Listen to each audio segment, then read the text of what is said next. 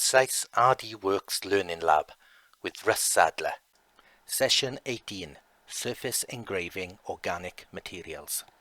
Now remember I did this demonstration in the last session where I showed you that without a lens in here we've got all these different thicknesses and different colours of lines for just the raw laser beam.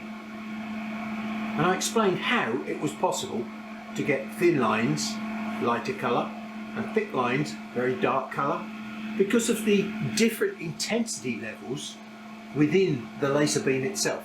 The central part of the beam is very intense light, and intensity equals damage, because when we run at 240 the exposure time is so much less that we can only, if you like, burn or do damage with the highest intensity part of the beam, which is the central part of the beam.